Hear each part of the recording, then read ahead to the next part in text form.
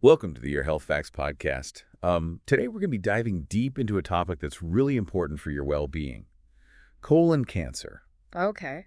We're going to explore some key facts about this disease, the symptoms you should be aware of, and most importantly, how you can take steps to prevent it. Sounds good. Colon cancer is a serious concern, It is. ranking as the third most commonly diagnosed cancer and the second most fatal.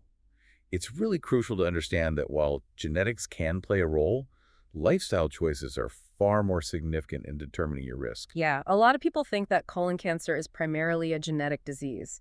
And while it's true that family history accounts for about 5 to 10% of cases, the impact of lifestyle choices is much more substantial.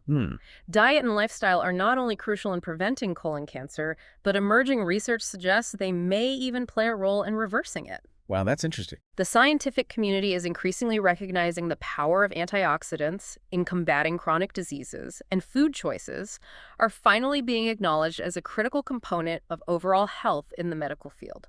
So one of the most important things you can do is prioritize early detection, especially if you're over 45 or have a family history of the disease. Exactly. Colon cancer is often called a silent disease because early symptoms are often minimal, making it difficult to detect in its initial stages. Right. The location of the tumor within the colon can significantly influence how symptoms manifest. Okay.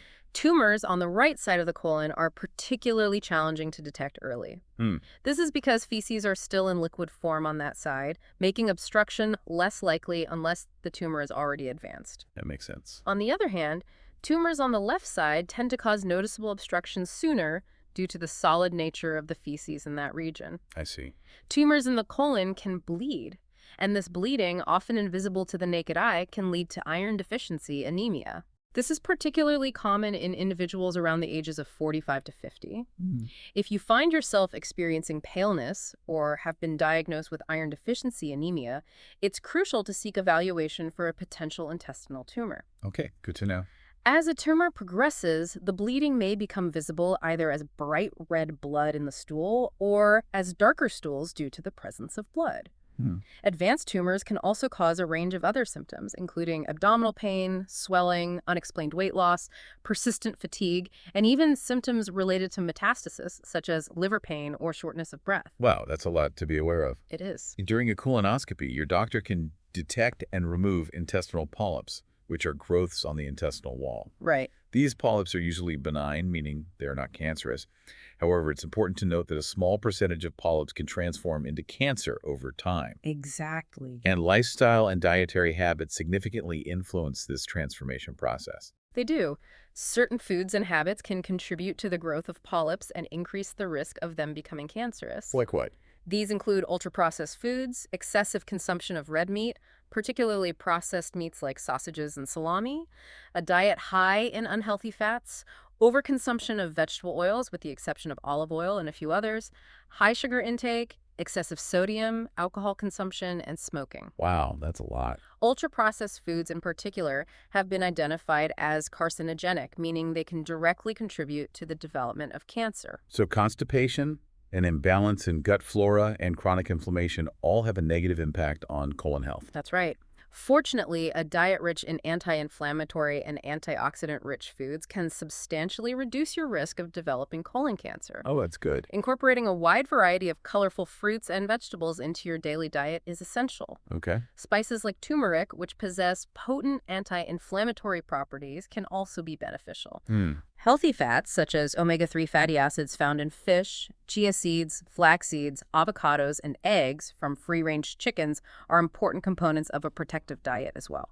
So maintaining adequate fiber and water intake is crucial for combating constipation and promoting a healthy balance of gut flora. Yes, absolutely. Equally important are healthy lifestyle choices, like ensuring you get enough sleep, engaging in regular physical activity, and nurturing meaningful social connections. Right. These practices offer both antioxidant and anti-inflammatory benefits, further contributing to colon health. There's a common misconception that individuals with diverticula or diverticulitis should avoid nuts and seeds. Well, really? However, a large study has debunked this myth, finding no increased risk of diverticulitis or complications from consuming these foods. In fact, nuts and seeds can actually be beneficial for gut health and may even contribute to colon cancer prevention. Now let's discuss colonoscopies in more detail. A colonoscopy is a procedure that allows your doctor to visualize the inside of your colon using a long, flexible tube equipped with a camera. Okay. This tube is inserted through the rectum, and the camera transmits images to a monitor, allowing your doctor to carefully examine the lining of your colon. Right. Colonoscopies are typically performed under sedation, ensuring you're comfortable throughout the procedure. Yeah. Most patients don't even remember the procedure afterward. During a colonoscopy, if any polyps are detected, they can be removed right then and there. Oh, wow. These polyps are then sent to a laboratory for analysis to determine whether they are benign or malignant. I see. Colonoscopies are generally recommended for individuals starting at age 45 or 50 or earlier if there's a family history of colon cancer. Okay. For most people, colonoscopies are repeated every 10 years unless a doctor advises otherwise based on individual circumstances. While colonoscopies are generally safe, there are minimal risks involved, such as bleeding or injury to the intestinal wall. But these complications are rare, occurring in only 1 or 2 out of every 1,000 procedures.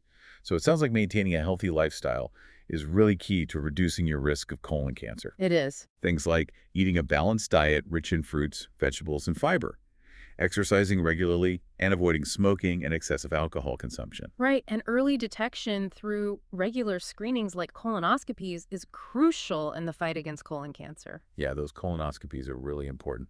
Well, this has been a really informative discussion. Thank you for sharing your expertise with us. It's been my pleasure. For our listeners, if you'd like more in-depth information on colon cancer and other health topics, be sure to visit yourhealthfacts.com and subscribe to stay updated.